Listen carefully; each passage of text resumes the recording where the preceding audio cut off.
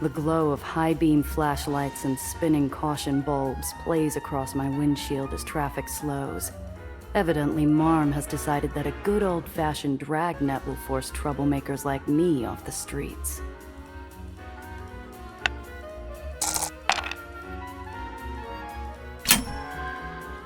The car in front of me passes the barricades, and I pull forward, flashing the guard a friendly smile as I roll down the window. Good evening, ma'am. Routine check. Where you headed this evening? Just heading back home. Got a place up near Klein-Deutschland by the ferry terminal?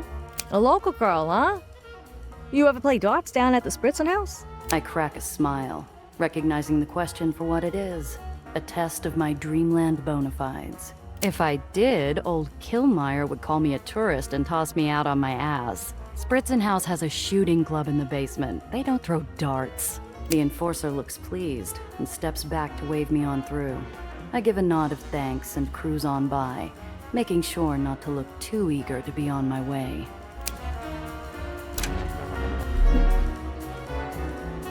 Clouds of industrial smoke twist and writhe on the horizon, partners in a fleeting dance.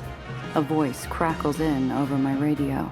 Hey, I gotta pull off for a minute. Everything all right? There's a big crowd over here.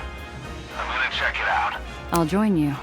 I loop the block and pull in behind Luca.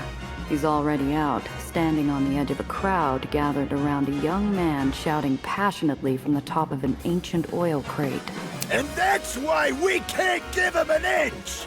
Apprehensive brows and shuffling feet drown out the few approving grunts that come sporadically from the assembled men, dressed mostly in working clothes and dirt. If we don't stand up now, they'll keep us down forever! You can count on that! What's going on? This young blood is trying to rile up the crowd with revolution talk.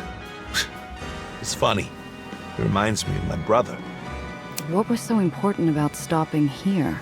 I run the Ledgeman Union in Dreamland, and I had to bleed for it. There are Union men here, and I didn't put this together. And what has the Union ever done for us? Actually done! It's a tiger that has let itself be defanged! We're defenseless against tyrants! A sudden, deep breath from Luca seems to dampen some of his anger. Guilt? Shame? Some sort of dark shadow washes over his face. The boy on the pulpit could hardly be more than 20. He gesticulates wildly, accenting inflections with a pointed accusation or a palm to the heavens. What do they give us for an extra 2 hours past dark? Nothing but a pat on the back. And when Jack fell off the edge last month because he was too tired to see the gap, huh? What did they do? A shrug for his widow? And what did leadership do about it? Huh? Not a damn thing! I've seen this idealist at gatherings. Either he's never heard how we got to where we are, or he hasn't heard what happens to anyone else who tries to organize. Or he's just stupid. We need to organize! If Local Zero won't help us, we help ourselves! He steps off the crate, and murmurs of agreement work their way through the crowd. Luca nods to me and pushes his way through the ledgemen. A few, recognizing my hulking golem companion, take their hats off and scurry away looking embarrassed. The boxer has a grim look on his face, enough to cause those around us to part like water around a dreadnought. Hey kid, we need to talk. The young firebrand turns, sweat shining on his face from his excitement. On seeing Luca, his grin takes a dive off the island's edge. Oh! It's you! Damn right it's me. What the hell do you think you're doing? I'm doing what you won't do, old man. These men are suffering. Your men. And someone has to act. Listen, twerp. I've got 24 scars that should tell you the cost of me acting. How many scars do you have? I'm not scared. Someone needs to do something. And the great left hook Matzi's gone soft. Luca's eyes are a blast furnace, pouring liquid iron down his arms, hardening into clenched fists. I subtly touch Luca's shoulder, hot with molten blood. He relaxes, the fingers of his clenched fist straightening. You don't know the fire you're playing with, son. Stop this madness before you and everyone who follows you burns. Like I said, soft. The firebrand gives Luca a sneer, then turns on his heel and storms off. Or runs. There's more than a little fear in his movements, facing off against the old bruiser. We're leaving. Luca turns on his heel and storms away, like the boy. But there's no fear in his pounding stride, only anger. 30 furious paces and we're back to the sidewalk. Luca puts his hands on the roof of his car and looks down at the pavement between his feet. You all right? Fine. The muscles in his arms are springs under tension, curling tighter as he stares at the sidewalk. I'm glad I kept him from exploding on that kid, but I don't want to be in his radius when that fuse finally runs out. The boy really touched a nerve, huh? The way you reacted, I thought he'd stabbed you in the gullet. That stupid kid.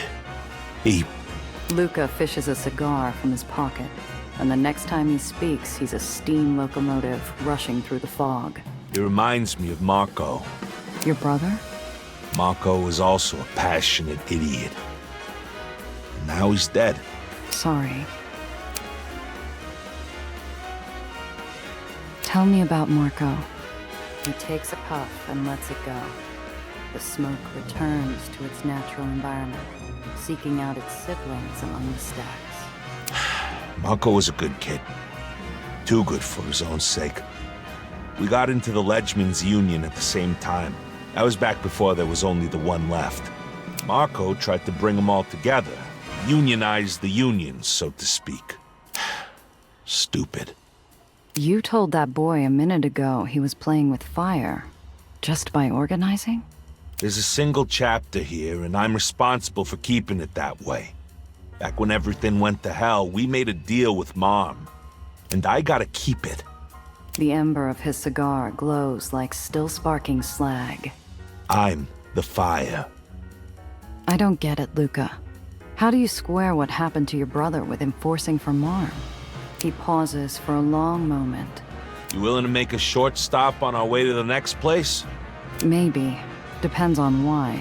There's a spot I go sometimes to think. I could explain myself better if we stopped there. I can spare a minute. Lead the way.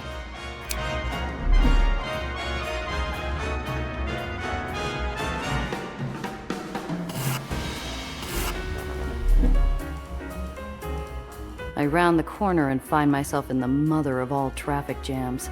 I strain my neck to see what's causing the gridlock and spot a number of Marm's finest have cordoned off the road ahead.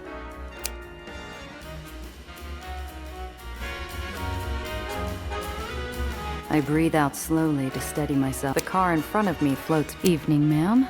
If you Routine crowd control. A lot of money out on... never can be too careful. Glad you think so. Means this won't be any more unpleasant than it has to be. Open your trunk so I can take a quick look and send you on your way.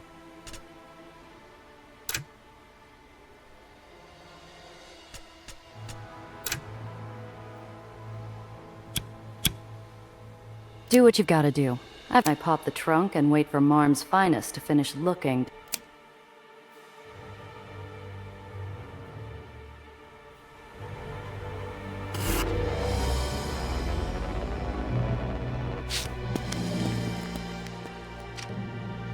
Luca leads us to a killing field, where the bones of old ships lay discarded across the landscape.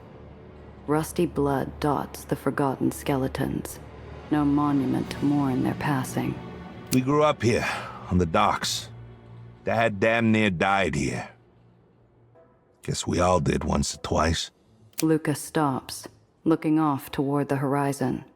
He stands there a while, looking at everything and nothing. Those that did. Some were lucky to have something to bury.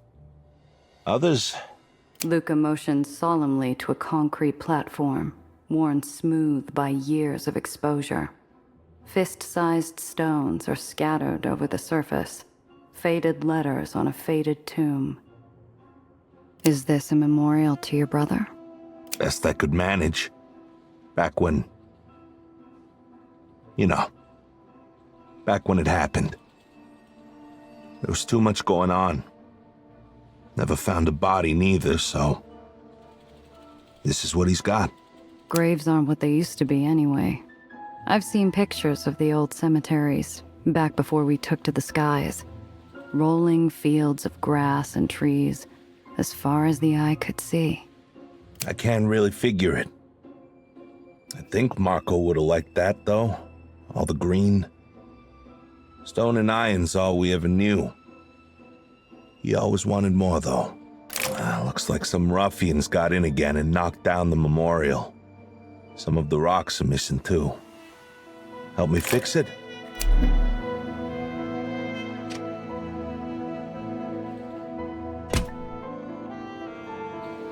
Red and green offer a stark contrast to the gray, shooting up through concrete and several loose stones in an effort to reclaim life from grim industry. I pocket a few. As I lean down, I'm taken aback by the scent. It's overwhelming, like the plants need to prove they can do more than survive in a place like this. I catch my breath before turning back. A large tarp held down by stones along the edges. Impossible to say what it's covering. Looks like most of what we need. I pocket the stones, holding it down. A breeze passes, and the tarp tumbles end over end across the yard. All these names. What happened here? That's why they shut down the place. Moorings here were never worth the steel they were made from. The barge got loose one day. 48 ledgemen. The company only cared about the damage to the dock. If you look around, there are more of them etched into the steel, less formal. Most ledgemen's families have lost a brother, father, son. I'm not the only one that comes here to remember. Who needs rolling green hills? This is a better memorial to the men who spent their lives here. Yeah, a memorial to all the people who died filling someone else's wallet.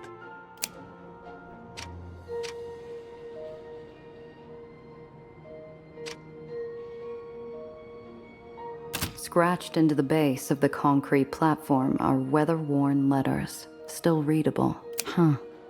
What does this mean? Dove Marco? After he went missing, ledgemen around the barony carved it everywhere. You'll still see him around if you look. Sounds familiar. Not everyone heard. A Union troublemaker goes missing. Who cares outside the men who knew him? Could have just fallen off the edge. Happens every day. I take it that's not what happened.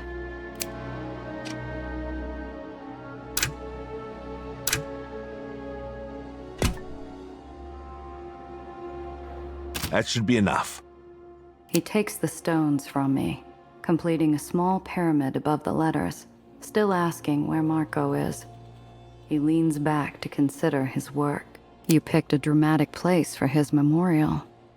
This is the last place anyone saw him. Ledgeman's strike back in 22. Marco up here yelling about coming together, making the boss his answer for our raw deal. So, how did you find out he was gone? It took me longer than I care to admit. The World Series had just ended, and I landed a prize match right on the tail of it, so I was out of town for a few. Come back, look around the docks, ask where the hell he's gone. Nobody knew. Just that he hadn't shown up in a few days. He looks off into the distance, tension beating a rat-a-tat through the veins in his temple. I hope you won the match. Yeah. Only had to lose my brother for it. What happened after he went missing? It all fell apart. The local union chapters came together, started pushing for unity, and Mom cracked down. You ever see a strikebreaker in a machine gun nest? I'm glad I haven't. That's awful. Men don't like looking down the barrel. We fought, but men knew they might die for it. Just like Marco did. There were terms made. When the guns didn't work, Mom shut down our ports and starved us out. Had no choice but to surrender so that we could go back to loading ships. Every Union chapter was dissolved but one. And me, their great and noble leader. What did you do after Marco? You don't want to know. Yeah, I do. I looked. Through every dive, every corner. I broke windows and bones. Never found them, but I did find the bastards who did it. His hands flex, strangling an invisible neck. Strikebreakers. Left them broken themselves. And when there was nothing left to break, I came back. And you ended up in charge of the last Union chapter in Dreamland. Once I dried the blood off my knuckles and saw where I was, I swore never to let another man die like my brother. I got it in my head to speak up about it, and men listened, so they made me president. The hothead earlier. I'm guessing he's a lot like your brother. Damn near a mirror image. Right around the same age, but he'd have been in diapers back then. And the older hands don't like to talk about it. So he doesn't know what could happen. His palms open upward, and his eyes shift to study the gnarled skin and bone. In the workman's hands are held a devil and an angel. Whichever he chooses is out of my control. Kid's right about it all. I've been doing this for too long, and Local Zero is just a front to make it look like we're organized. We don't have any real power. We don't protect the people. But if he keeps doing what he's doing, people are gonna die. Do you think Marco would have been okay with where things are? He looks up at me, face tense, but doesn't reply. Not many people die for what they believe. Most just keep their heads down. Maybe if they're lucky, they end up on a plaque. Your brother fought for something important. So do you. You're right. What the hell did he die for if nothing changes? He punches the stack, flinging stones across the yard. His fist comes back bloody, fresh iron to match the rust all around us. We're already taking Mom down. It's time for Local Zero to end. I'll let the kid do what he wants. I think Marco would have appreciated that. Yeah, he would.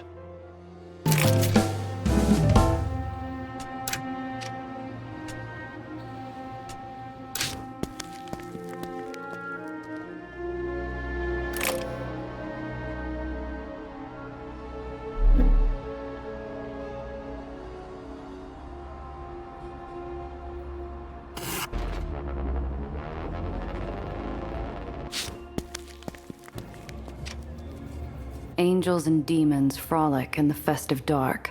The debauchery of a bacchanal that hasn't stopped in days spills onto the mansion grounds like a tipped-over punch bowl. 5'll get you 10, the punch is spiked. Like a barbaric centerpiece topping off the Saturnalian soiree, Lizzie's roadster is parked at an off-kilter angle on the front steps. A fractured pillar stands testament to her reckless inebriation. Astride her souped-up ride, Lizzie is a paragon of belligerence, drunk as a lord, shouting and singing, and aggressively denying access to the main doors. Doubt she'll be up for a friendly chat in such a state. Doubt I'd want to be on the other end of it. Maybe I ought to socialize a bit first.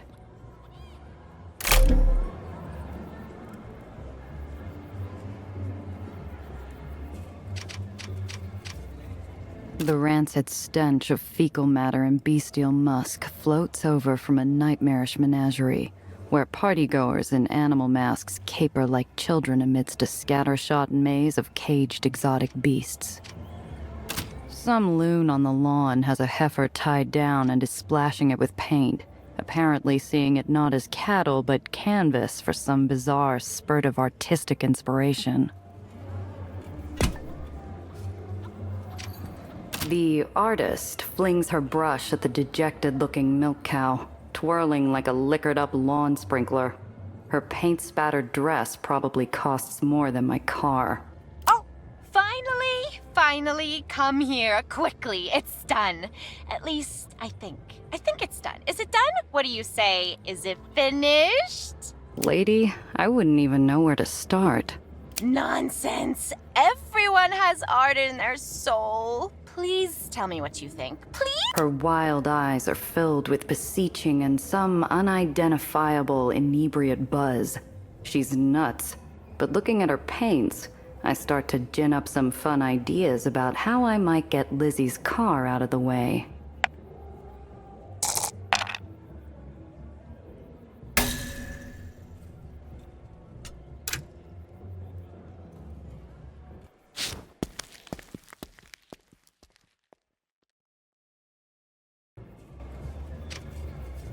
The artist laid no. her wild.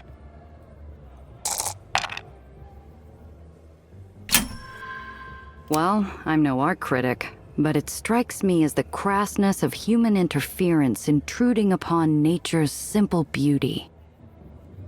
Yes, you're right. It's utterly puerile. Gauche, even. The symbolism is too obvious. It practically shouts at you. And the execution? Ugh, we shan't speak of it any longer. She offers me one of her paint cans, plopping a fresh brush into it like the world's ugliest cocktail umbrella. You're truly gifted. Here, follow that muse. Thank you, you beautiful, strange creature. Whoever you are, go now. Create. Thanks. She returns to her opus, and I glance over at the battle scars cut across Lizzie's hot rod. Sure looks to me like it could use a fresh coat of paint. I crouch low and sneak up beside Lizzie's car, keeping out of her roving eyeline while I empty the entire paint can over the trunk and fenders. My masterpiece finished, I back off to a safe distance. Soon enough, she spots my good work. I enjoy the pantomime show as she blows her stack and clambers into the driver's seat to lurch off somewhere and erase my art.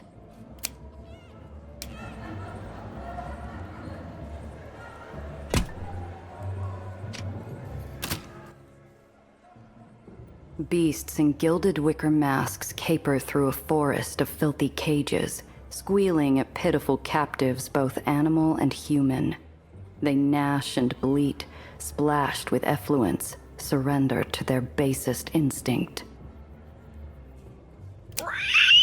I'm a parrot. What kind of animal are you? I'm a person? People go in cages. Animals only the menagerie. They gesture drunkenly to a selection of masquerade animal faces. I see the glint of steel behind one of their palms. Starting a fight wouldn't get me any closer to soap, and I don't want to end up a literal jailbird. Better play along. Give me the lion mask. Come on, make the sound. I stand stock still.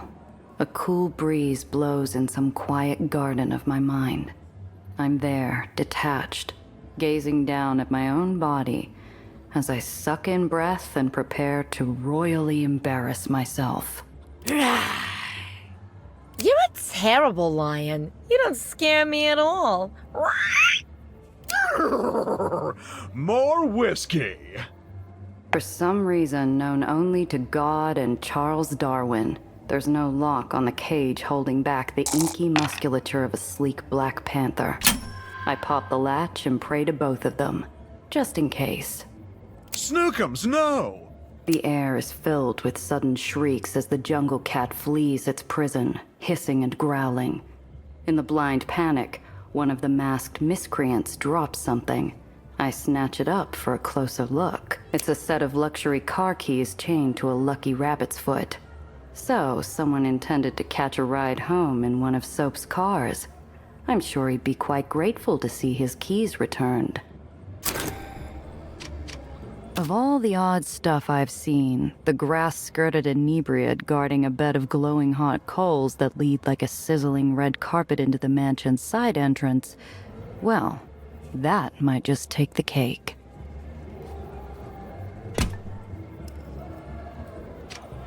Like a chieftain eager for sacrifice at the volcano's edge, the mad Montezuma atop his makeshift throne sneers down at the throng, daring anyone brave enough to traverse his infernal path. Step right up, step right up. Fancy some bubbling, doll? Just gotta walk over and grab it. I'm not that hard up for a drink. Nobody is. Tell that to Phil. Clumsy bum burnt half his damn clothes off trying to get it. Why in blazes would he do that? That ain't no regular champagne, oh no. That's a Chateau Diff 78. You could buy Lizzie's hot rod with that bottle, lady. So, doll, you gonna try a little hot foot? Ah, hell, why not? The crowd whoops as I roll up my cuffs. Before I can think about it too hard, I launch myself down the path. A fireworks show of sparks erupts with every footfall as I dance my way across. The rictus grin of a charred human skull suddenly flashes up between my feet, glowing from within with burning mockery. The yelp that escapes me instantly drowns in the crowd's hooting glee. I don't mess with curses and I don't suffer hauntings. I'm not about to invite either one. I leap in a smoking arc and keep running, focusing on my footing and trying not to guess whose brain case I just dodged. Yanking the bottle from its mooring, I leap to safety, smoke trailing my steps like a demon fleeing Tartarus. I thrust my prize skyward in victorious relief, basking in the approving wails of the crowd. Holy Toledo! You earned that bottle, all right. Take this as well.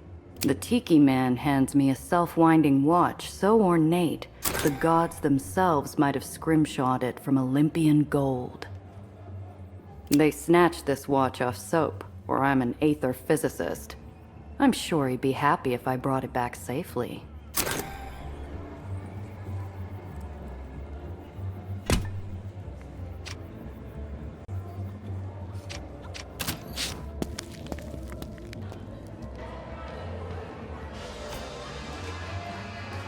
A thousand smells hang thickly in the humid crush of 100 unwashed bodies.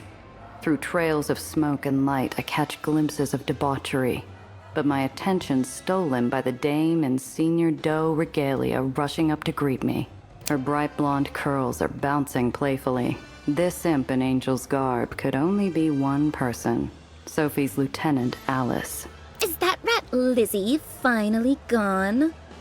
Thank goodness. I was starting to think she'd scare off everyone on the island. Welcome. I'm Alice. Gia Randazzo. What a wonderful pleasure it is to meet you. This one's more bubbly than fresh-popped champagne. Her wide, dazzling smile gives me an odd itch. She's not like sly Sophie or hot-headed Lizzie at all. What's the score here? You're not much like the other does I've met. What's your racket? I manage our theatrical district. Vaudevilles, cabarets, cinemas, burlesque. It's a tough job, but I've never been one to shy from the spotlight. You're an actress? On occasion, though my work for Sweet Marm keeps me mostly too busy for that. And what do you do? Whatever needs doing. How devilishly mysterious. I think we'll get along, you and I.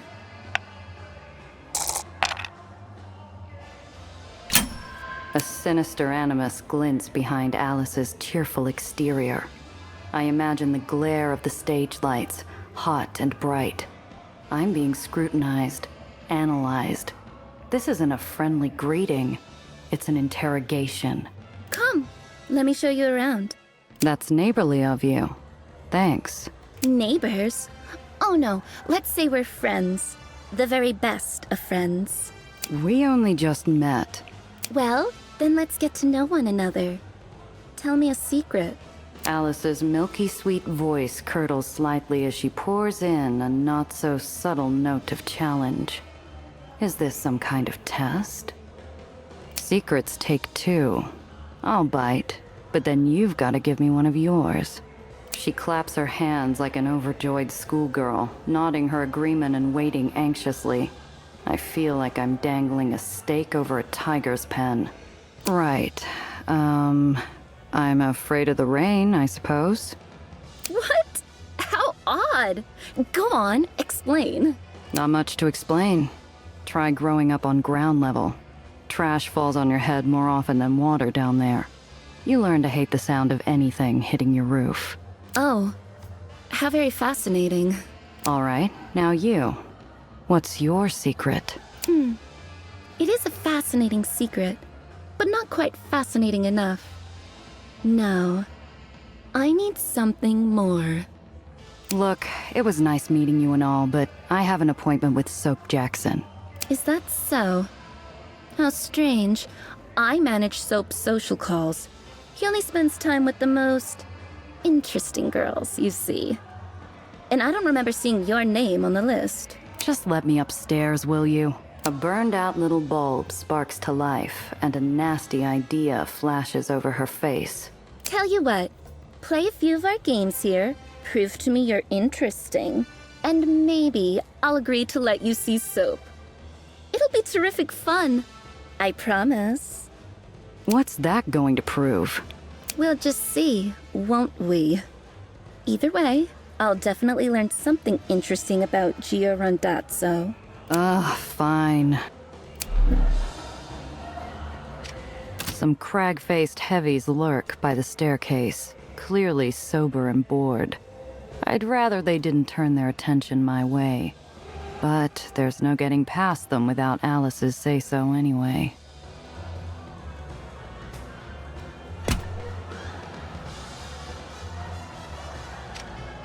The doe stands ramrod straight, beautiful as an ice sculpture, but rimmed with disdain. She presides over the scene like a grim judge. Or maybe, if the bound men's faces are any sign, an executioner. Next to her, a hard-nosed child sulks with a browbeaten expression. With a painful jolt, I realize the child is Jenna, the girl I didn't pick at the exchange. Pearl must have snapped her up at some point. Are you paying attention? If you're going to be a doe, you'll have to make some hard choices. Yes, Miss Pearl. As I eavesdrop on Pearl and her newfound protege, someone jostles me, and I'm shoved to the front of the onlooking audience. Watch it. A volunteer for the jury? Good. Step forward. What's going on here? These deviants stand accused of serious crimes against Dreamland and her good Baron. Crimes for which the punishment is death. The captive men wriggle in fright. Both are flanked by a doe lieutenant, gripping wine bottles in each hand like headsmen's axes. Thirsty or not, the accused look like they'll be quenched into an early grave if the verdict doesn't swing their way. As our newest aspirant, Jenna will hear their pleas and pass judgment. You, newcomer, will offer testimony as an impartial third party. What is this? Some kind of sick game? No, I want nothing to do with this. Aspirant, do you agree to let her leave, or shall this woman stand testament? The recognition and pleading in Jenna's eyes would melt the white-hot heart of a forge. But she tempers herself, drawing on years of pain to harden her face and steel her voice. She should stay. My neck jerks automatically and I nod, helpless. Pearl purses her thin lips in Good. Arthur Weingarten. You stand accused of defrauding the public trust in the amount of $570.50. Do you have anything to say in your defense? Please, Miss Pearl, I ain't done nothing wrong. I won that hand fair and square. So, you accuse Pandemonium of corruption, and by extension, Marm herself. No! Look, I'll give the money back if that's what you want. And you, Harold Horowitz, stand accused of gross public indecency. Do you have anything to say in your defense? This is a crock. A guy's not allowed to wear a red tie on a Tuesday? Says who? Say the laws of this barony and its benevolent overseer, to which you agreed to abide faithfully the moment you stepped foot on its steel. I I ain't agreed to nothing. My niece got me that tie for Christmas. Damned if I won't wear it whenever I please. Now we will hear from our impartial jury. What say you?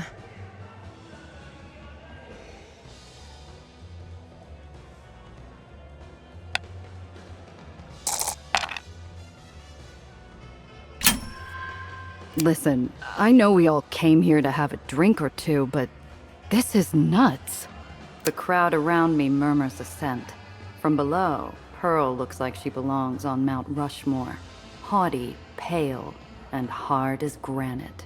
How's about we let them go and get back to the party, huh? Aspirant, do you agree? Yes, Miss Pearl. By the grace of Frau Magdalene, Baron of Dreamland, you are free to go. The does cut the men free, but their relief is nothing compared to the kids, who beams a deeply grateful look down at me as Pearl turns her away. That ought to be enough to convince Alice, but I could check out the other thing first.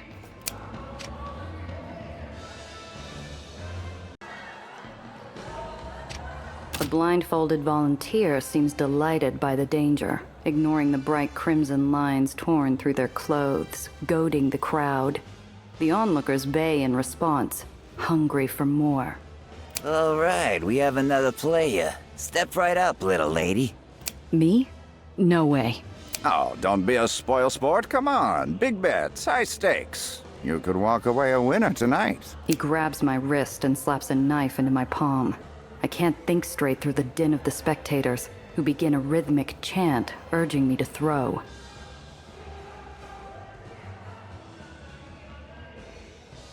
In for a penny, like they say.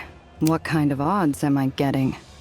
Newcomers get 3 to 1, but you look pretty capable. Want to put some money down? Damn right I do. I lick my thumb and unfold him some crisp lettuce as the onlookers cheer. All eyes are on me now. Watch this. Sometimes, too much thinking will get you killed. Maybe no thinking at all will save this sap's life. I barely look at the target before whipping the knife.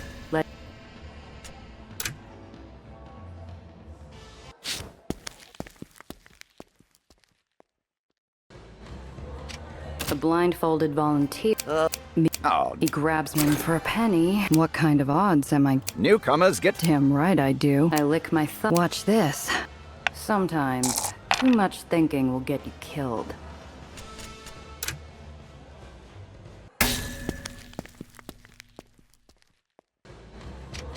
The blindfolded... He grabs me for a penny. What kind... Newcomers get... Damn right I lick my thumb. Watch this. Sometimes, too much thinking will get you killed. Maybe no thinking at all will save. The knife practically shaves the fuzz off the volunteer's ear, landing with a loud thunk in the wall beyond. The crowd bursts into applause, and hands jostle me back and forth in excitement. Close shave. Pay up.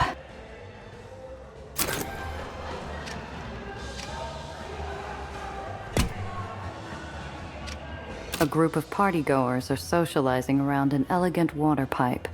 Underneath the pungent bitterness of the tobacco, I detect the subtle sweetness of molasses mixed with botanicals. I watch one of the smokers blow a thick cloud into the air, then sneak into the stash while the patrons are transfixed on the haze. The well-off will always pay top dollar for a good smoke.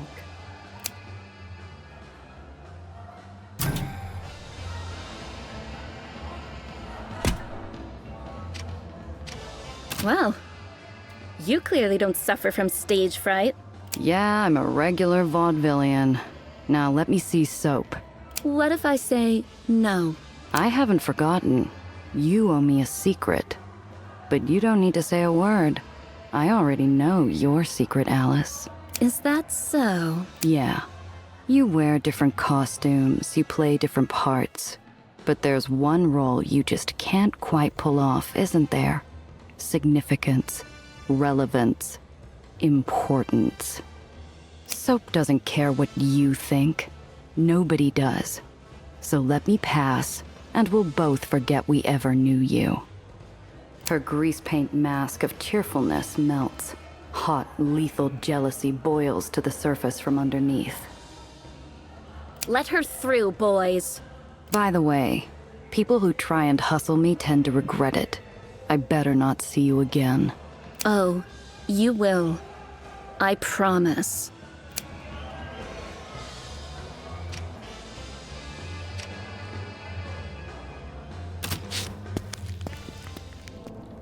On my way to Soap's parlor, I cross paths with a gaggle of inebriates, wearing the sourpuss looks of the newly impoverished. Inside, the air is slow and close, like a field of wheat that's never known the wind. The infamous gambler gadabout and man about town sits behind a desk, counting his poker winnings with a miser's relish. Nothing good grows in this sunless den, except his appetite and the numbers in his ledger. A billiards table has been repurposed as an impromptu bed, satin blankets forming a nest for the colored billiard eggs. In the lordly realm of jet-setters, Soap's at least a high-ranking count. Absurd amounts of money allow for all kinds of exotic adventures, I suppose. You ask me, New York's got plenty of its own. They say Soap willingly threw away an all-star baseball career to professionally peruse the pandemonium tables instead. I might have more respect for the guy if he still got his pants dirty on occasion. Can you capture an entire lifetime on ink and paper? What kind of an insane bureaucrat would even try? The sharp figure of Soap Jackson is recognizable to anyone who ever spared a passing glance at a tabloid. He's trim, athletic, and wears his $1,000 suit as casually as pajamas. Well, let's see what my pretty little secretary sent up this time. What's your name, baby? Gia Randazzo. Nice party. Little strange for my taste. I cater to all tastes here. Surely I have something to suit your palate. Well, it isn't boring, I'll give you that. Let's keep it interesting then. Pick something. He gestures broadly at the room while pulling a loaf of cash from his pocket big enough to choke a horse. It's a practiced motion, one he performs dozens of times a day, the unconscious twitch of an addict chasing a high. We betting on something? Too slow, baby. Come on. I'm on a streak. There. You see that? He points to an empty corner of the ornate stucco ceiling. Or rather, to the cobweb hanging there, ghostly pale in the dim light. 5,000 says that spider will move to the right. Come on, you want this action or what? You must think I'm a sucker. How do I know you haven't rigged it? You think I slipped a spider a 20 to do what I say? Wouldn't put it past a man such as yourself. No. I'll choose the bet. And we'll play for something more interesting than money. All right then, baby. I like your style. What'll it be? That dame over there. I bet she rolls onto her left side. If I win, you change the schedule for the fireworks show at Marm's birthday bash. If this request strikes him as strange, he doesn't show it. I imagine he's wagered other men's salaries on wilder things in the last hour alone. And if I win? Name your price.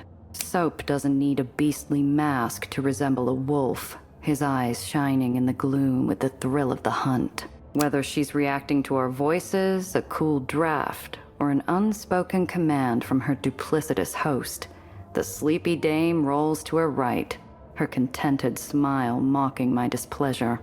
You rigged it. You must have. I never lose, baby. That's why I'm the best. Now, I believe you said I could name my price. Wait a minute. Let's talk about this. I know you'll change your mind. Now, why would I go and do a thing like that? The sound of a huge commotion, even by the standards of this crazy fiesta, floats up to us from downstairs. People are screaming, but my fight or flight doesn't seem bothered. Flashbulbs illuminate a mad scramble where the crowd is crushed towards a central figure. Apollo Diamond, dressed to the nines. Fans mob for autographs, while Soap and I stare in equal disbelief. Apollo Diamond? Cocky jerk. Thought he was too straight-laced for my parties. What the hell is he doing here? Would you like to meet him, baby?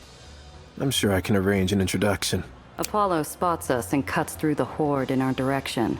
I catch Soap straightening his tie, but Apollo doesn't even notice him, swooping in and planting a gallant kiss on my cheek. Oh, Gia, darling. How wonderful. This drab little party just got interesting. I don't indulge many vices in this life, but I take a moment to truly savor the gobsmacked look on Soap's face. You know him?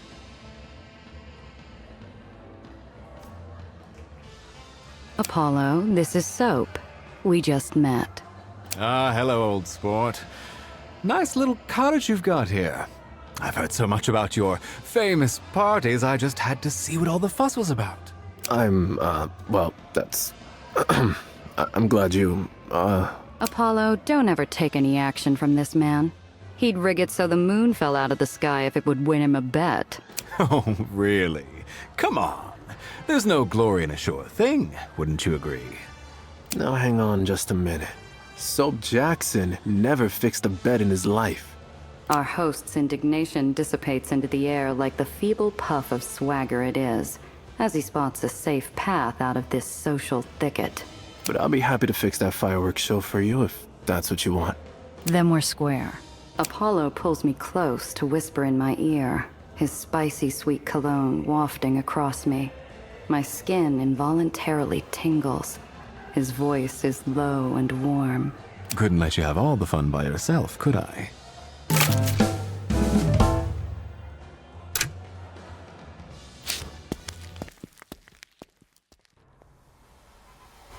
Like a grateful spelunker reacquainting themselves with the warmth of sunlight, I surface from the depraved depths of Soap's party into the cool air.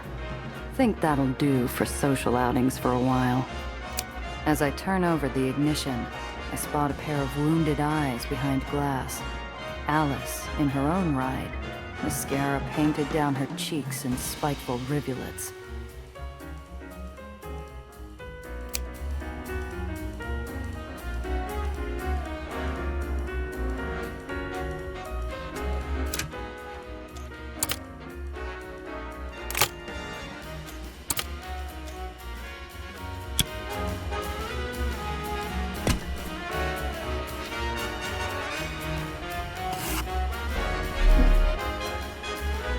I don't make it spitting distance from Soap's before the scream of Alice's engine adds its own bile to the city's cacophony.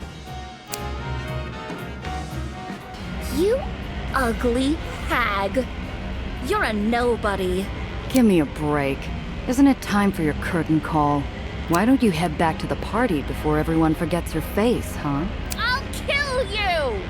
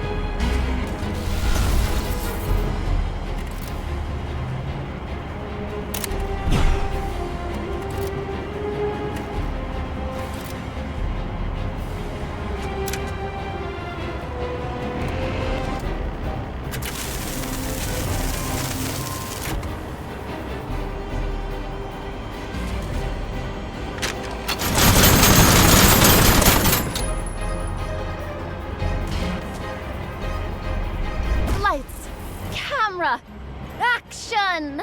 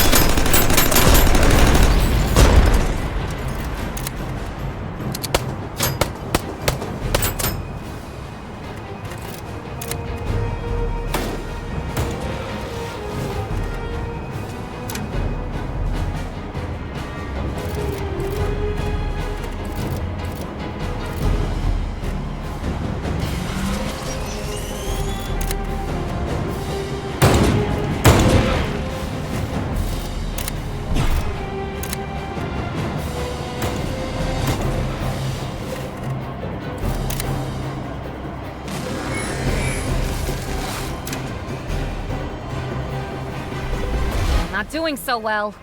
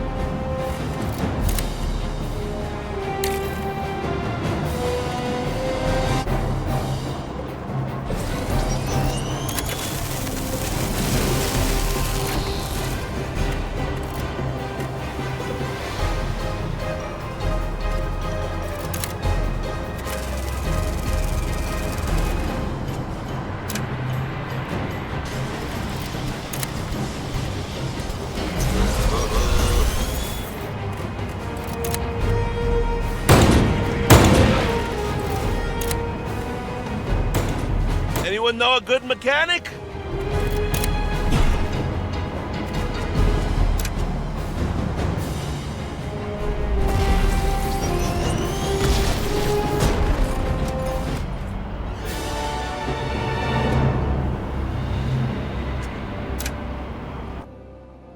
You ugly. Give me a break. Why do...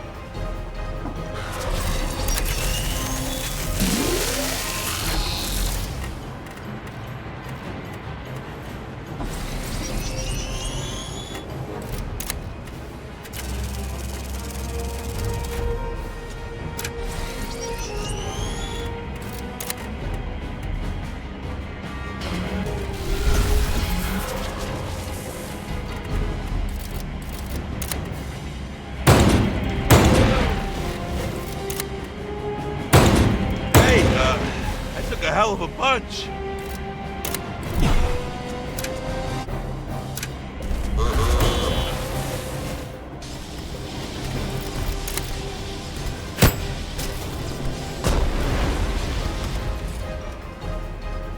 Not fair! You horrid little witch!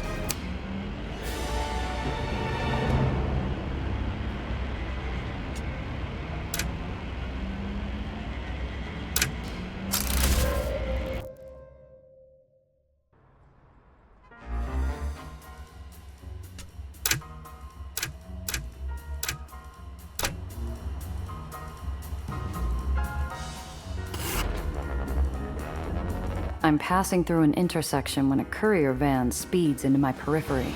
I turn hard, whipping the front end around to avoid a collision. What does he want? The driver flags us off the road into an alcove before jumping out, gingerly setting a large crate on the sidewalk, and fleeing the scene before any questions can be asked. Sophie pulls a concealed knife from around her hip and pries open the crate. Inside, frozen into a sneer of bestial rage, is the head of a lion. Oh, that time of year again already? Time to send you a lion's head? Pearl's idea of a threat. Which is ironic since she's the one enamored of cats. Gia, I've seen you in action. I need your help. I'm going to need the details of this sudden and mysterious task. I'll explain if you're willing to help me. I have to know that we trust each other for this to work.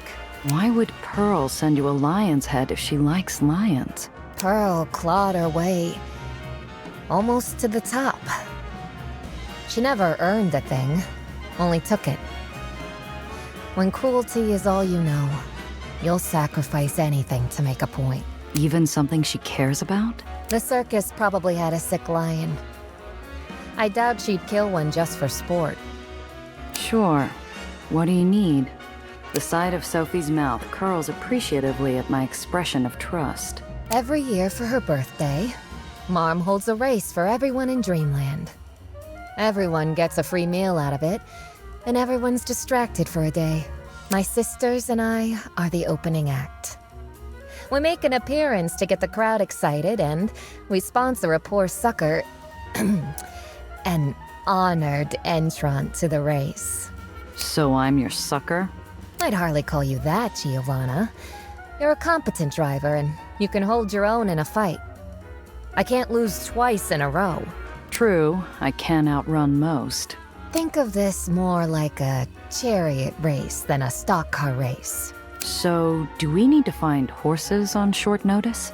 Very short notice. I've been so busy with everything else that I almost forgot. I like to go look around first. Just take a look at the track, you know? I'm sure you know where the Dreamland Hippodrome is.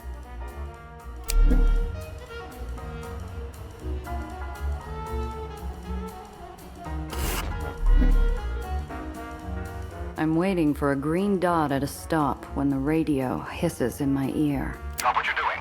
I have a job for you. Hang on a sec. What's going on? The light changes.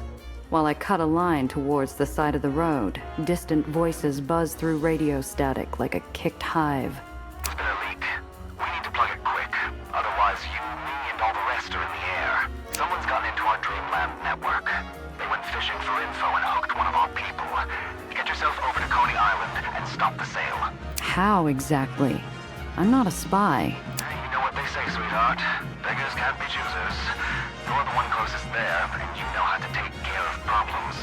How'd they get into your network? Broke into all our Dreamland drop boxes with a note. Payment for intel, Coney Island, wear a red scarf, limited offer, fill in the rest. Anyone I know? Would it matter if it was? Maybe. But I sure hope not. Listen, Hollywood. I'll look into this, but I'm not your attack dog. Sure, loud and clear. Just remember, if we swing, you'll be keeping us company. 8 shut. Now get going. The meet's at 12. Look for someone in a red scarf. Deal with them however you do, then meet us at the shop between the golden flowers.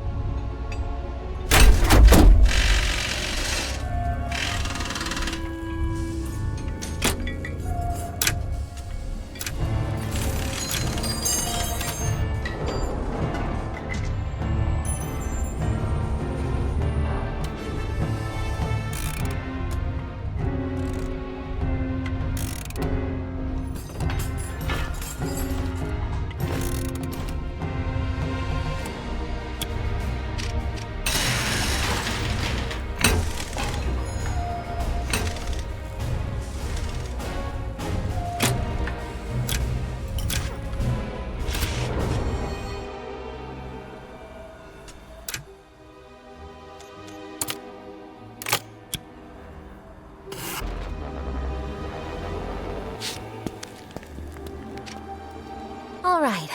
There shouldn't be anyone around but a few vendors setting up. Marm's private box. I can't imagine we're supposed to be here. The space is lavish despite its simplicity. Marm doesn't mind paying for the finest comforts, even in a room she uses once a year. But in the silence, I feel a tickle of danger on the back of my neck. No, we're not. It's exhilarating, isn't it, darling? The Does have a time-honored tradition of backbiting and sabotage. Last year, I let my guard down and my entrant didn't quite finish. That won't happen again, so here we are. Didn't quite finish? Oh, don't worry about it, darling. Check around here first. I don't think my sisters would be brazen enough to rig Marm's box, but it's worth looking.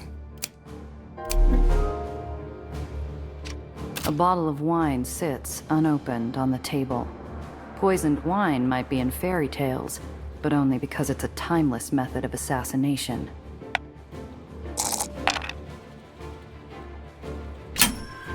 The seal's intact, no signs of tampering. Riviere de Fou, 26 vintage. Marm prefers the finer things, it seems. I have to wonder what it cost her, but I doubt there's a price she's unwilling to pay. Bottle seems clean. Good. Would be criminal if anyone dared ruin it. Bordeaux was abandoned to the wasting in 27, and there will never be another bottle. Are all your sisters sommeliers? No, darling. But they're all aware of what happened to the last lieutenant who ruined one of Marm's private stock. A beautiful, comfortable, upholstered chair. The kind of throne a modern queen might sit on. No explosives taped to the bottom, though. The Hippodrome can accommodate tens of thousands of people. Will there really be that many in attendance?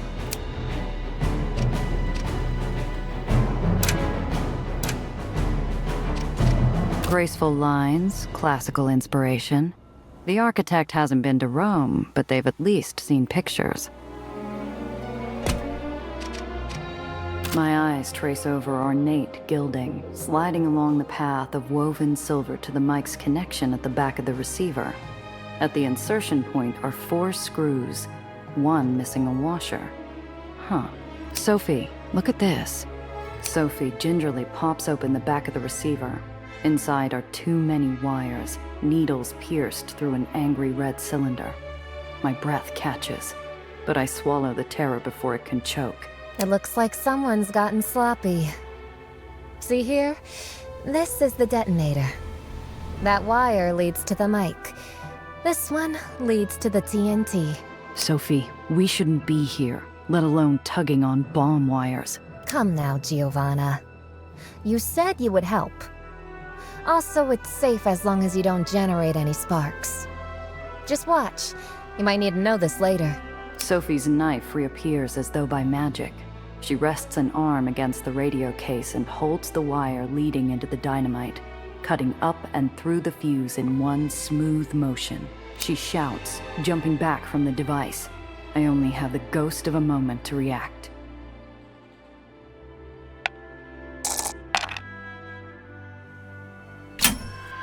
Like a superhero in a comic book, I'm out the door faster than a bullet, back to the doorframe. 2 seconds pass like an hour. When nothing happens, I hazard a glance through the doorway. Sophie looks back at me with a smile. Did you look at that? I guess I didn't make a mistake after all. You're a lightning bolt, Gia.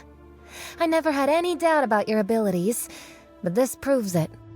Next time you do that, plan on me socking you one in the kisser. Oh, I always plan on taking a hit. It looks like we're safe from the big one today, though. We should get out of here before anyone shows up. Come with me down to the garage. Sophie leads us down to a dirty garage. Oil chokes the air with an acrid undertone of blood. Come take a look at these beauties. Along one wall of the shop rest 4 brand new cars, festooned with gaudy flash and glitz. They look like they were designed for a parade, or maybe some angry circus clown's revenge. Sophie runs her fingers over the wheel well, an expression on her face like rapture. She turns back and smiles, genuine pride apparent in her demeanor.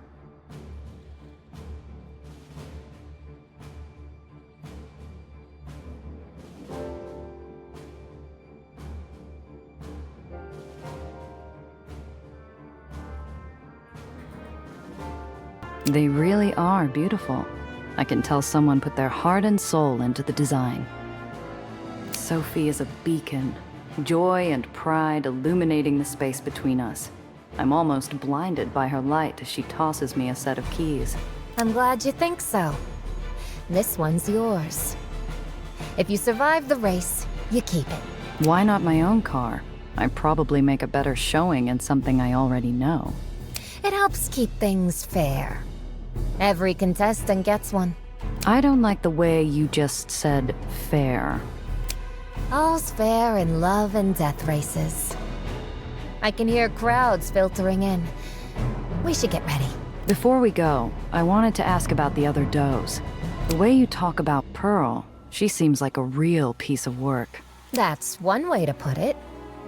Pearl views everything as a game of dominance. She covets my position as Marm's second-in-command, and believes she's stronger than me. Is she? Gia, darling, what a question. Pearl might beat me in a fistfight, but she lacks any subtlety. An effective leader commands respect through both fear and love. And Pearl commands only one of those. How about Lizzie? Oh, Lizzie. I sometimes wonder why she's in her position. Lizzie is more interested in what power brings her than the power itself. She is rash, impulsive, and emotional. She'll never be a leader. Will her driver be a threat in this race? That you can count on. Lizzie is a race driver herself. And the Hippodrome race is a point of pride for her. She won last year's race, and a driver this year is likely to be even better. That's why you're here. I'm your ringer, huh? I've sponsored entrants who could drive and those who could fight. I've never had one who could do both. I can't lose this year, Gia. I can't. And you're the best I know. How about Alice? She hides behind her coy smiles and honeyed lies.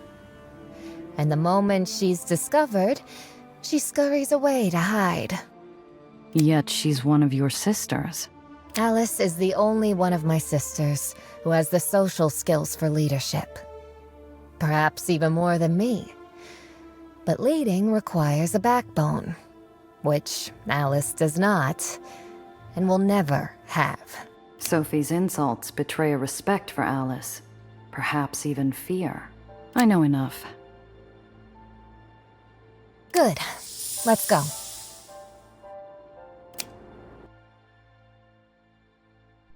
Who emerges from the gates? The gate opens to a tumultuous roar. The car shivers with the buzz of 100,000 voices, all intent on what they've come to see. Your beloved, your protectors, your dreamland dogs. Sophie, I didn't think you'd come. After your lovely invitation? How could I miss it? It's too bad Fluffy couldn't make it, but I mounted him on a spike. So maybe he'll be able to see from there. It's a shame we use proxies for the race. Your head would be prettier on a spike. So lovely that you're here, Sophie. It always puts Pearl in a better mood. I'd be happier if we didn't have to drive like snails. Come now, Lizzie. You can fulfill your death wish on your own time. Are conversations with your sisters always so... Snippy? Mostly when Pearl's involved. Alice fancies herself too clever for open threats. And Lizzie can't be bothered by the politics as long as she gets what she wants. Sophie smiles dreamily, her words clashing with the feeling behind them. The crowd watches on, a deep and roiling sea filled with thirst. For drink, for spectacle, and for blood. It's something, isn't it? Whatever I might say about Marm, she knows how to throw a party. One corner of the track turns before passing a tall gate that opens up into the city. The race might not be confined to the stadium, but we follow the inner track to thunderous, expectant applause. I'm sure you all brought remarkable drivers this year. Good enough to yours again. Oh, yes. I hope you found a replacement for your last driver. If I remembered right, she didn't make it. At least my last driver knew how to handle a shifter. Yours looked like someone had filled her tank with mud. Did they? No. It was molasses. Now, ladies. I'm sure we'll have an explosively good time watching our entrance. No need to take the gloves off now. Lizzie's laughter comes over the radio, followed by pregnant silence. Giovanna, check the glove compartment. Carefully. Didn't you check your car before we started? My car was in a private garage. Nobody was getting in there besides me. Nobody? Not without a command from Mom. And Mom isn't going to let one of my sisters in just to sabotage my car. So then what am I looking for? Just humor me. Did one of your sisters say something? I think so. It's just a hunch, but I listen to my instincts. It's a good way to stay alive. Looking at the button on the glove box, I think back to the wire leading into the microphone earlier. Instead of pressing it, I pull the passenger seat back as far as it can go and maneuver my head down below the box. Underneath the compartment are wires. Too many damn wires. And there, fastened as clearly as before, a stick of dynamite. It's wired up to blow us to Kingdom Come. Here. Remember what I showed you? If you're careful, we'll get out of this alive. She palms me her knife. Avoid any sudden braking, please.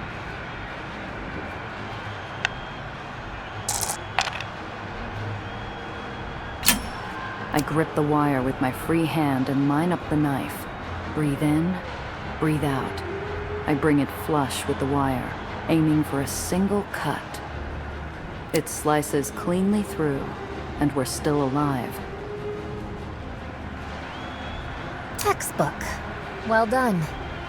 Now be a dear and get rid of that, would you? I pick up the stick of dynamite and toss it out the window toward the inside of the track. It bounces off the infield once, then explodes with unrivaled violence. Jeepers creepers, what was that?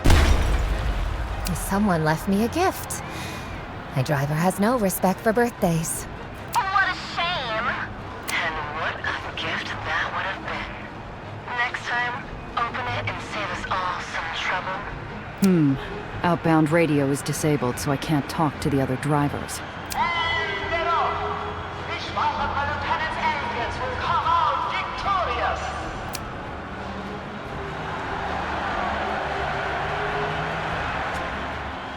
This whole thing's not about us. Not about Sophie or the other does either. This is all about Marm and the attention she demands. Well, let's see if I can steal the show.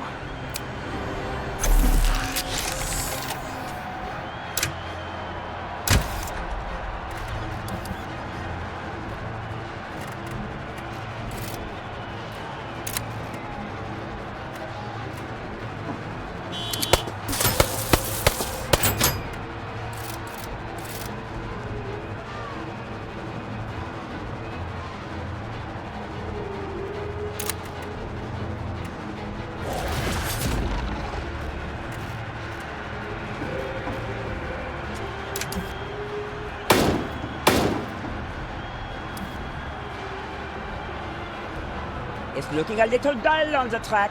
Prepare to be energized. The spotlight shines ahead. Which of my daughter's entrance is brave enough to take center stage?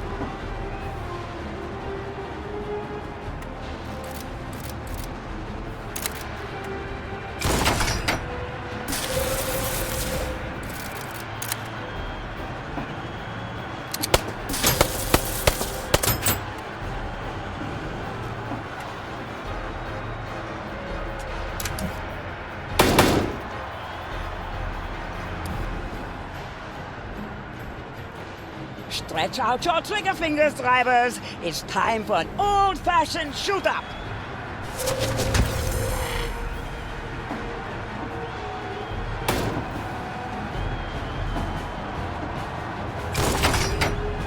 Lizzie's entrant is down and out. It looks like she won't be taking the victory 2 years running. What a shame! Pearl's entrant has taken a dive.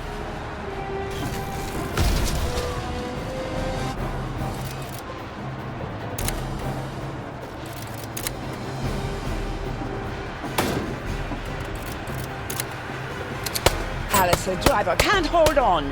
What a waste of good steel.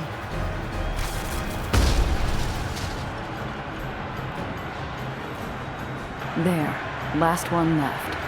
I wonder if I won a prize. Not the sort of prize I had in mind. I pulled to the side of the track. The smell of nitroglycerin hangs metallic in the air. Or maybe the smell is something else. What? What happened? The cheering has turned to screams, drones flying away in every direction. There's an entirely different sort of spectacle in the stands, but the people have gotten the blood they thirsted for after all. Ladies and gentlemen, please remain calm. Could we have missed one? It doesn't make sense. The perpetrator of this terrible deed will be caught and punished. Have no fear. His attack on Dreamland will not be allowed to go unanswered. This is a doozy of a time for a speech. Get out of there. Meet me outside. And that is why, with my leadership, we will spread the will of Dreamland across the sky. The extremists will soon find that they too. Now, the freedom of...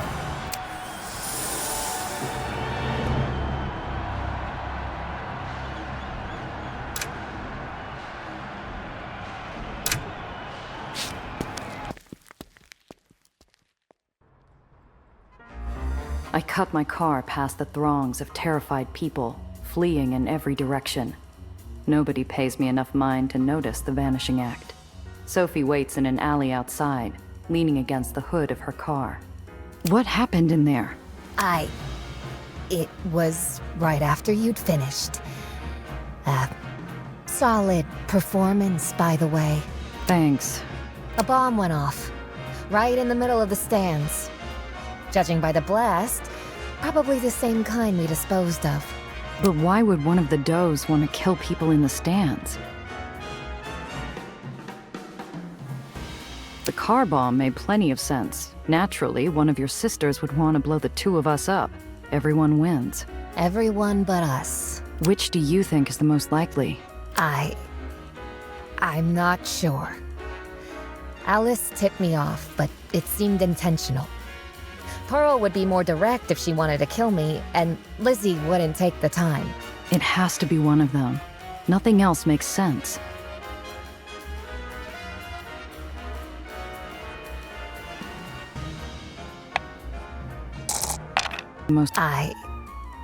I'm not... It has to be one of them. The bomb in Marm's box.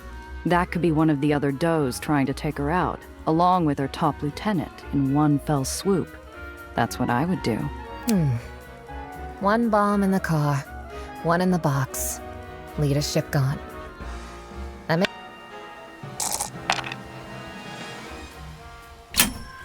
The audience attack doesn't fit the pattern. None of your sisters gain anything by killing bystanders. I can't think of a reason. Unless... Marm's speech came awfully well prepared on the tail of that explosion. What do you mean?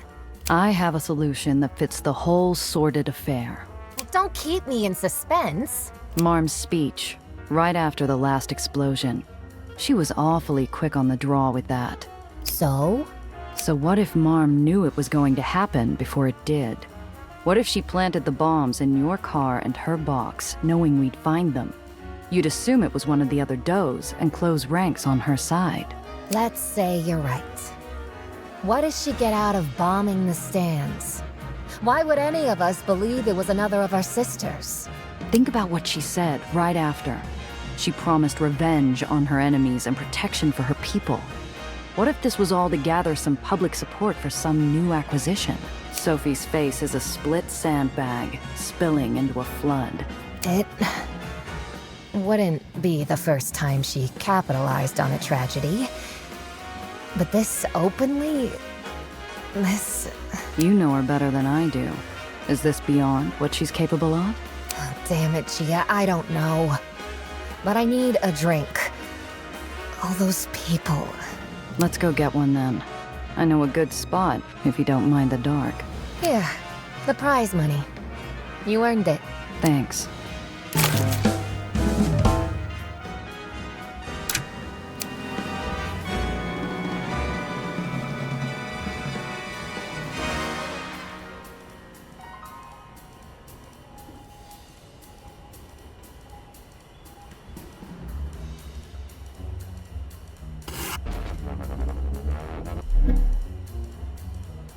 My trip is interrupted by one of Marm's patrol cars, piloted by a tough-eyed enforcer wearing an overstarched uniform. Good afternoon, ma'am. What seems to be the problem? No problem. Just needed a moment to admire those repulsives. I have to know. Did you find those downtown at the exchange? Well, if I just give that information out, they'll start to be common. And then who will flag me down on the highway to ask me where I got my hardware? Have it your way. That's a real beauty you got there, miss. Drive safe.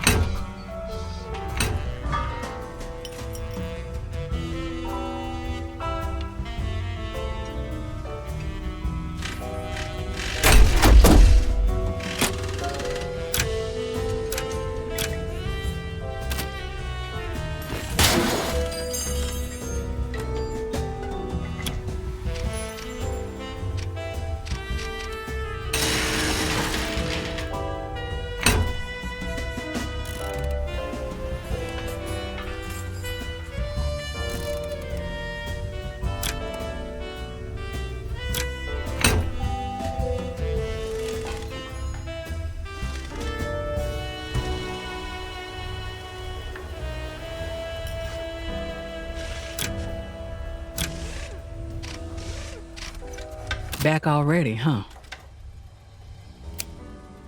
The kid gave this to me for fixing his record player. Usually I'd say cash is better, but this is a good one.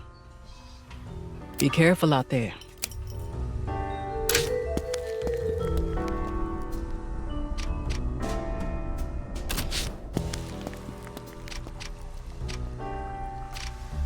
Hello. Take care out there. Good day. Clear skies to you. There you are. See you soon. Hi, Gia. Let me know if there's... Cress sits near the radio, staring dead-eyed off into some corner of the bar, listening intently to the voice desperately escaping its wicker cage. We have reports from Miller's Grove in New Jersey. At approximately 6 a.m. this morning, local time, an object that astronomers have been tracking from Mars has landed in Mr. Orson's cow field. Just in time, Gia. The world's ended. Just serve yourself. It's all on the house. I'm just gonna go lie down. Oh, stop that. It most certainly is not. You would have known from proper sources, not this. It's some big juvenile prank, that's all. What's going on? Shh. Thomas, Alistair, all of you. We can see it now. A shape coming out of the crater. What's that? It's carrying a small mirror. A jet of fire just sprung from the mirror. Dear God! It struck the approaching men, turning them into flame! The wave of static amplifies the last words from the voice on the radio. Even Alistair starts to look concerned while hiding behind one of his books. I assure you there are no such things as Martians. If there were, I know a handful of organizations that would have found proof. Come on, Professor. There could be life. Schiaparelli's canals on Mars may have been disproven, but there's water in the polar caps and an atmosphere. What's going on, Cress? The broadcast started a little while ago. An astronomer named Dr. Verne had been observing strange things coming from Mars. And this guy is a legitimate astronomer? He most certainly is not. I haven't heard of him or read any of his work. But free home archives aren't always the most up-to-date. I see Thomas's feet sticking out from behind the bar. He believes it. Or he could just be going along with the joke. Mars can't really be attacking. Ladies and gentlemen, I've just received word from General Hammond. He is pulling back his forces. Wires from San Francisco, London, Cairo, and Jakarta. The Martians have begun a planet-wide... I have to make a few calls. Thomas, do you have a phone? No, don't get up. I'll find it. Quiet, all of you. I need to listen. For those of you at home, please, we are receiving word that we may soon have to go off the air. It's New York. New York is under attack in what survivors say is a fireball that fills the sky. Ah, see? Just one of those radio stories. They play all the time down on the docks to pass the time. Good. I'm glad that's settled. There are no such things as Martians. You can come out, Thomas. If New York was under attack, we'd know about it. Thomas begins to rise from behind the bar when a small island tremor, something felt at least a dozen times a day, sends him back down. You really think there could be life on Mars, Cress? Millions of stars. And we're the only planet with something? I don't buy it. We got 2 planets in our solar system alone that could support life. Also, it can't just be us. And where are these others? These aliens flying around in their saucers and ships? We have with us a Dr. Carter who has investigated the wreck. Doctor, please tell us what you have concluded about the smooth surface of the object. Are you sure it traveled from Mars?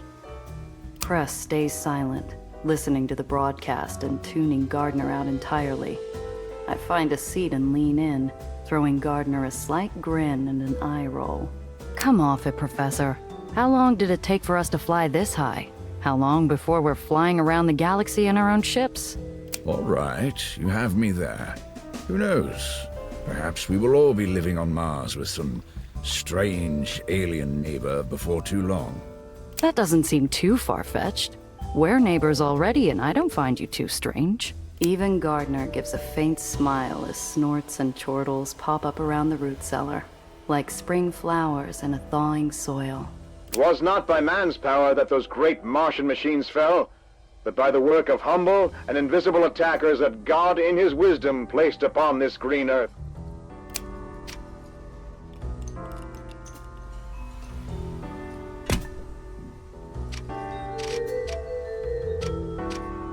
Yes, darling? They ever catch who bombed the Hippodrome? Not yet, no. The papers will tell you the investigation is ongoing, but we've discovered evidence that our villains fled to a neighboring island. Giving Marr more support to expand further, I take it. Yes. Believe me, I am aware. And once we put a stop to that, I intend to have a long conversation with her. Until next time. Luca and Sophie lean over a table on its last legs. It's clean enough not to stain the faces of their cards, but only just. Sophie sighs dramatically, leaning back in her chair. She makes what, to the casual observer, might look like a sneaky gesture.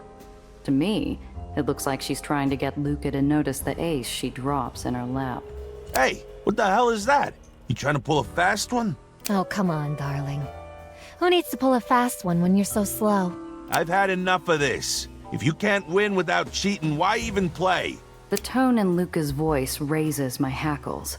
I've seen his anger before, and I'd rather he not try to punch Sophie in the gut. Stop.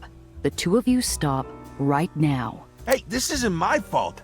I'm just playing an honest game of cards, and this woman would steal from her own mother. Correction, Luca. I do steal from my mother. Sophie's toying with him. She clearly isn't playing cards to win, but to get under Luca's skin. Fine. You want a fair game? Slide me the cards. I'll deal. Fine. Splendid, Giovanna. I shuffle the deck, watching Luca and Sophie. If I couldn't see their hands, I'd assume they both had pistols leveled at each other below the table. Games Hold'em. I deal them both 2 cards, and turn over 3 for the flop. Sophie smiles and pushes a small stack of coins into the center of the table. I haven't seen a flop so pretty since I saw Metropolis in the theater. You've got nothing. I raised by 5. Oh? And what makes you think that? I grew up in Dreamland, and I know those. You're always talking a big game for show. The only time I need to be worried is when you shut up about it. Sophie smiles sweetly, pushing her cards face down into the center. What? Come on, I had 2 pair. What do you call it when someone is too honest to even have a tell? I can see the cards written on your face. Gathering the cards from the previous hand, I watch Sophie out of my peripheral vision. But all the aces find their way back to the deck. Maybe this is doing some good. 7-card stud. I deal out 3 cards each to Luca and Sophie. Sophie's 3rd card shows the Queen of Spades, while Luca's shows the 6 of Hearts. Sophie glances at her cards and sighs. My hand's awful. Giovanna, are you doing this on purpose? Mine are worse. Those could rob a full house at gunpoint and still complain about being dealt a bad hand. Oh? Of course. How many times have you had to deal with a car bomb in the last week? Giovanna can attest that my count is higher. Has your mother ever gambled with your life? Tell me, when you were a baby, did she ever bomb stadium stands full of people to sow suspicion between you and your siblings? The 2 of them pass the first round of betting, and Luca folds after seeing Sophie's 2nd upturned queen. Sounds like you ought to pick your family better. Show your cards. 4 queens. What? Gee, I thought you were gonna watch her. I didn't see anything. I riffle the cards, noting that Luca has relaxed his jaw, and Sophie has stopped staring at him like she expects him to upend the table at any moment. Hardly a blossoming friendship, but at least it's something. 5-card draw. I deal out 5 cards to each of them. Sophie asks for 3 new cards, but Luca merely shakes his head. Sophie scoffs and stares. Holding your first hand? Really? You can't expect me to believe that obvious lie. Sometimes you draw well, sometimes you don't. What would you know about it? My brother died trying to change a world that had it out for the working man. I almost ended up with him at the bottom of some lake. Now there are kids out there taking up the same fight. Guess we're gonna see what happens when the cards are down. But me? I drew a good enough hand. Luca pulls up the edge of his cards, his face betraying wounds that haven't healed. Or maybe that he was bluffing about his cards. Show me this good hand. Jack high straight. Fine. Maybe you know what a good hand looks like after all. One more hand ought to do it. Sophie seems to almost be enjoying herself, and Luca has relaxed into his creaky chair. We're playing high-low. I deal them both 4 cards. The community cards come out as 2 aces and a 5. Betting is fierce. By the river, both of them have pushed everything they have into the pile. You're bluffing. I'm always bluffing. It's the best way to win. You ever think about just playing a fair game? Players who play fair lose. Players who play fair are more likely to get invited back to the next game. Sophie shows a pair of 5s and takes the high pot. Luca shows 2 to 3, taking the other half. Evident from the grumbling, each had expected to win it all. Guess it's possible to have more than one winner here. Gathering up the cards, I set the deck on the side of the table. The 2 of them are still glaring at each other, but the stormy anger seems to have calmed to a squall. 4 hands, and I never saw Sophie attempt another sleight of hand. I don't know if that was out of respect for me, or out of some newfound respect between the 2 of them. I hope you 2 aren't going to murder each other when I'm not looking. I don't think Luca is the type. And I don't think Sophie wants to take more risks than she has to. Luca sighs, leaning back in his chair. It offers a menacing creak, but manages to avoid collapse. I'll say this, Sophie. You can play a hand of cards. I guess you can too. Whatever Luca and Cress are drinking, it smells like burnt carpet mixed with bleach. The side of the label says it's from Chicago. Gia, join us. It's the anniversary of the Fahrenheit strikes. Sit. Luca's cheeks have gained some color, and Cress is swaying in her seat. I can't tell if they're drunk or merely poisoned by the concoction in the bottle on the table. Did I miss something, Cress?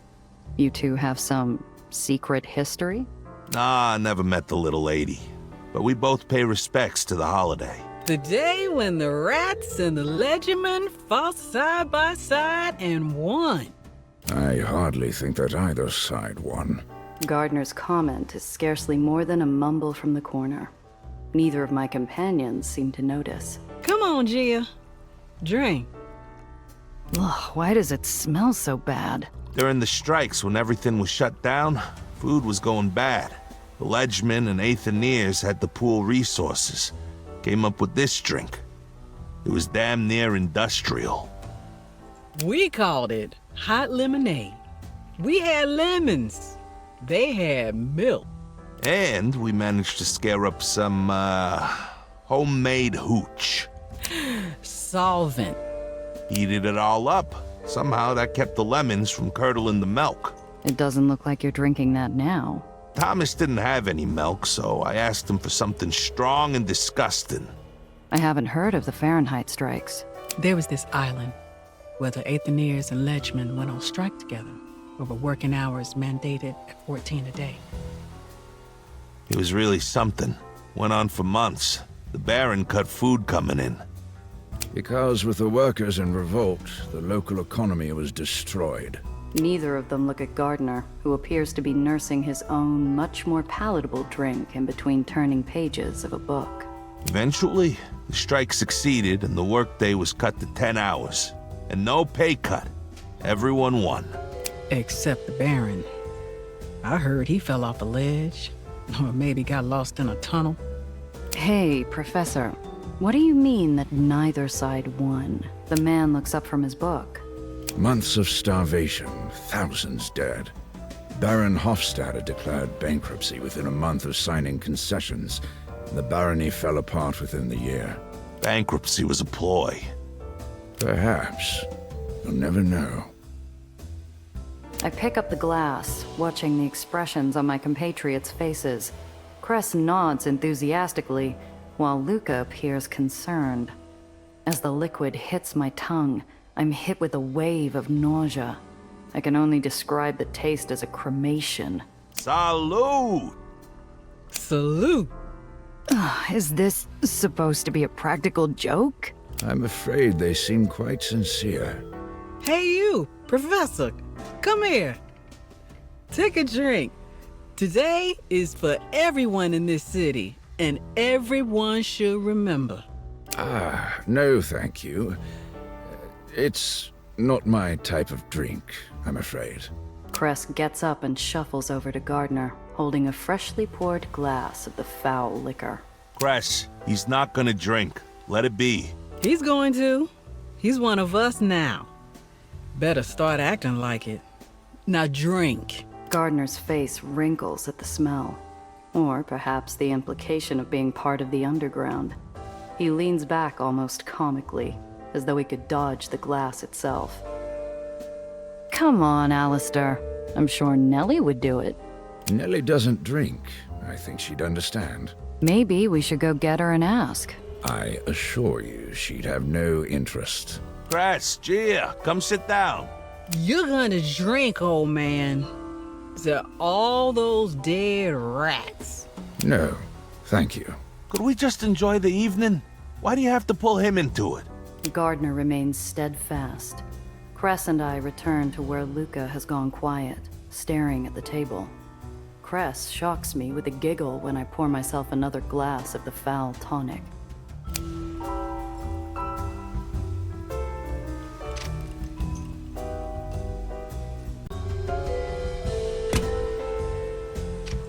Need something? That firebrand from the Union. How'd things go with him? Harder than I'd like to admit. Ever since I stepped back, he's been giving more speeches. Starting to get noticed. More people are coming to hear him speak. Thought that'd be a good thing. Yeah, until the strikebreakers show up. But they've been sniffing around just like they did when Marco started making a name for himself. Even if we take Marm out, the kid's gonna have enemies. Heard a number of rumors about you a couple of years back. Yeah? It true you used to do everything left side at the start of a season? Left shoe tied first, left hand to open doors. Whatever gossip the boxer was expecting, it wasn't that. He looks at me like I came to a fight with a feather duster instead of a pair of gloves, and then lets out a guffaw. Never thought much of it. Sometimes I have a bad day, sometimes I don't. If the bookies wanted to read into it, that's on them. So you aren't the suspicious type then? I used to let Diane wrap my hands before a big match. Can't say it won me every one of them, but it kept my nerves calm. Explain something to me. Marm's sending does to undercut your standing with the Union, but she's also paying you to move her loot. Why? I run the best moving company in the barony. Doesn't matter if she'd rather someone knock me off my perch. She needs her goods handled properly. She has to go through me. And you just go along with it, despite her handing out knives behind your back. Luca grimaces, weariness creaking into his wrinkles like worn seams on an overused engine.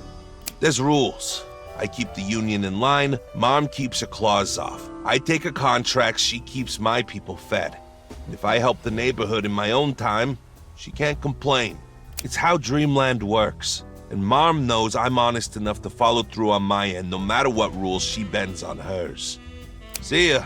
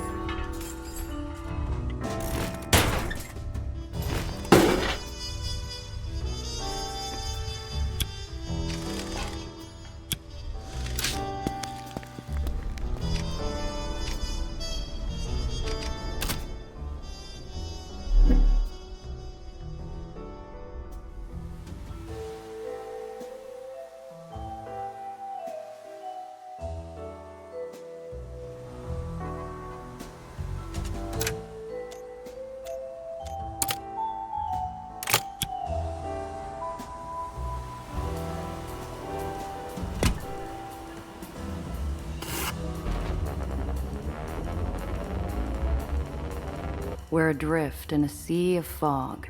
An opera of hazy shapes and ghostly light flit across a dark backdrop, accompanied by a tinny orchestra.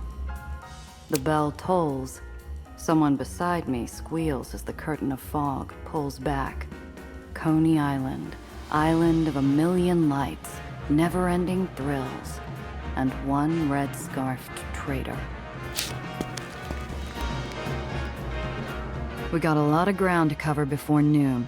If we want any chance of hitting everything before then, we'll split the search. Mako and I used to sneak through Juggler Street in the gardens. Crowds get thick, makes it easy to get lost in. Leek might have the same idea. Excellent. I'll go pay the local does a quick visit.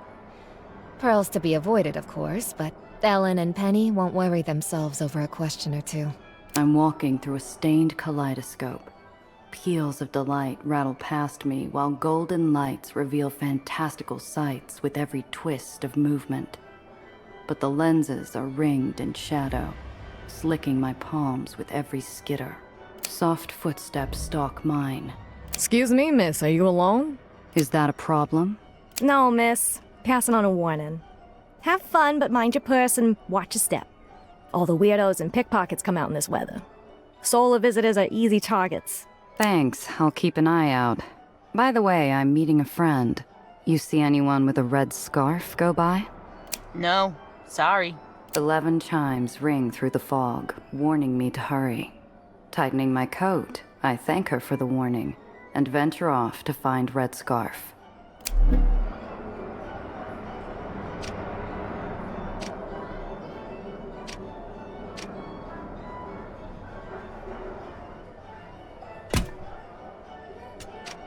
Have you seen this girl? She's my daughter. Oh, for goodness sake. Excuse me, please. This is my daughter. Have you seen her? Anything, please. Thank you. I hope so, too. Excuse me, miss. Have you seen this girl? She's my daughter. Trembling hands, cracked and bloodied by harsh cold, thrust a poster towards me. A melancholic girl stares up, unblinking like a corpse at an open casket. Your daughter. Tell me about her. The woman's parched of hope. The question's an empty glass with only a few drops of hope at the bottom, but she holds it to her lips and waits. Rosie, that's her name. 16. Lovely wavy hair and green eyes. Always has her head in the clouds. But she's not a bad kid. She never gave me anything to worry about until recently. Until what, exactly? Nothing. Just, nothing. She's overreacting, that's all. Actually, I'm looking for someone too. Seen anyone in a red scarf? Have I seen a... No, I haven't seen a red scarf. Sorry, no. How long's she been missing? Weeks. I tracked her down here, thanks to a detective. But that no-good rat kisser took my money and then told me to give up. She points, but her eyes drop like a lost pachinko marble to my feet, leaving only a curled, hopeless finger to highlight a man in a white coat across the park. He's gotta know something. Mr. Harry's been here all day. She kind of just disappeared again. The detective barely looks like he knows how to cure a hangover, let alone how to find a missing kid. But if he's been here all day, maybe he knows about Red Scarf.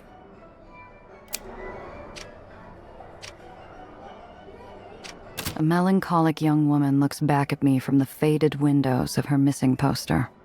Last seen at the park.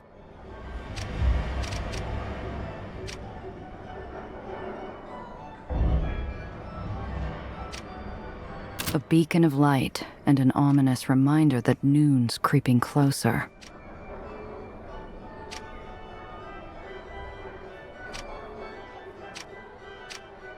The boarded-up attraction doubles as a haunted house. The broken boards and darkened gaps offer no sign of life. So why are there dirty footprints on the sill?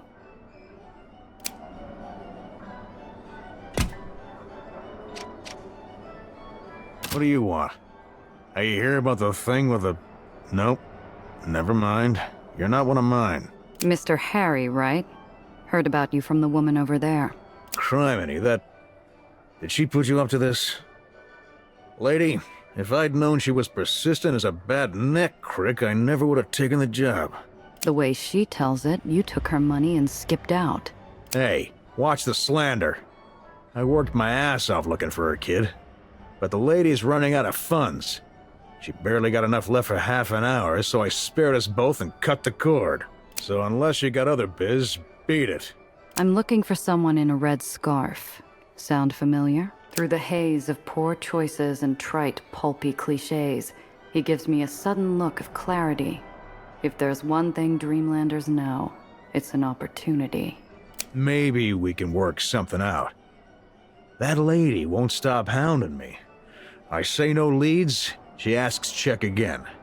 I say she's only got enough for half an hour, she says she'll pay anyway. So get her off my back. Do that, and the info's all yours.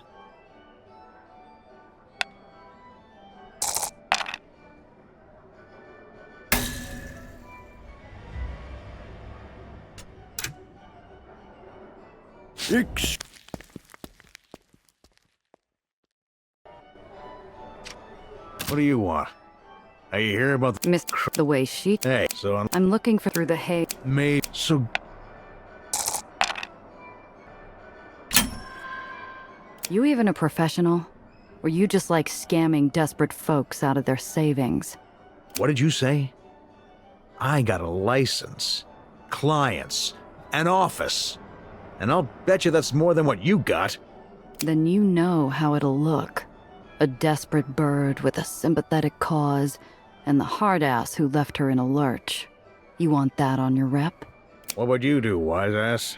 Clock in that final half hour. Find the kid or not, you still walk away with a happier client. Oh, all right. I'll be a softie, just for today. And I guess while I'm being charitable, I might as well throw you a bone too for the pep talk. I spotted a sneak in a red scarf earlier. Slight build, oversized hat and coat. Shakier than a trimmer. Ran before I could get a closer look. Don't know their business, and don't want to know. This fog's got no shortage of characters. Excuse me, young lady. A moment of your time? I didn't need the doe's warning to be wary of weirdos. One look at the string holding up his aged beard flashes a caution sign. No thanks. Whatever you're selling, I'm not interested. Oh, are you sure you're sure about that? I might have something you dearly want. Something about a red scarf? The supposed old man slips me a boyish grin, dangling the answer to my search like a misshapen hair. What do you know? Shh, how do you think I heard? There's ears everywhere. Come along, we'll talk in my tower. The old man hums and leads me up the winding stairs, 2 steps at a time, into a fairy tale. Up the abandoned tower, above the fog and the lights, it's like we're floating. A memory floats of Mom telling me of wizards in the clouds as the old man stands tall along the ledge. With a flourish of his coat, he transforms before my eyes. Ta-da!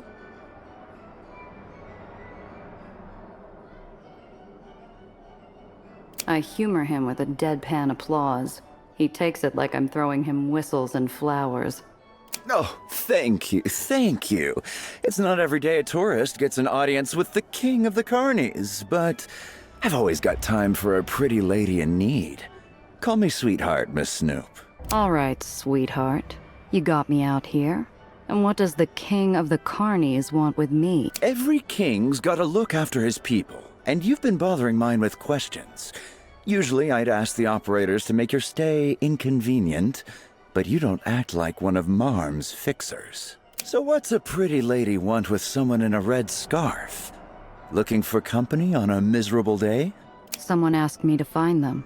Sweetheart breathes through his teeth. The self-proclaimed king of the carnies paces back and forth along the ledge, head heavy in thought. On the 3rd spin, he snaps his fingers. I think you and I can help each other. You scratch my back, I scratch yours. I got in a fight with a beautiful doe over monthly dues. She said we were short. I said count again, and before you know it, She's got my shoes. Shoes? What, she lose her heels? Maybe she likes the look. Anyway, it was cute at first, but now I really need them back. She won't give them up to me, but maybe she'll open up to a fellow dulcet voice.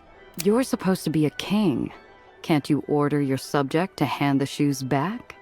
Even a king has his limits. Mine just happens to be a stubborn doe who'd turn me down if I were king of Dreamland. She must really have it out for you, huh? I might have pushed it after 5 disguises. She'll forgive me eventually, they always do. But my feet can't wait. I doubt you're the only one who's seen them. What's stopping me from going to someone else? Well, nothing. But you won't get anything from the carnies. They won't say nothing without my say-so. And who crowned you king? Is there a carny pope around here somewhere I should be talking to? Wouldn't you rather know how I became sweetheart? It started at the fire show. There was a fair-haired bird and a pack of louts. I enter from the right and... Yeah, save it for your subjects. I'm not here to trade pet names with some puffed-up pretty boy. Ooh, ouch, Miss Snoop. You break all hearts that way? Or just the ones you like? I'll think about it. Until later.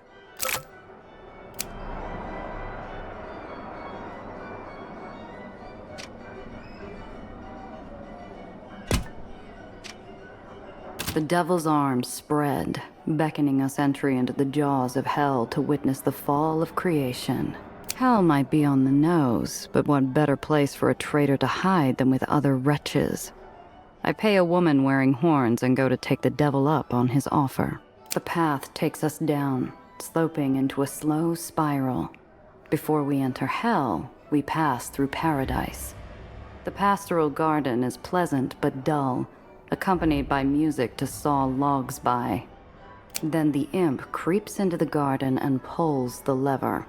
The fields split open and throw us below. We scream, but no one hears us over cackles and jazz music within the pit. The pit's ablaze, but hell's residents are having the time of their lives.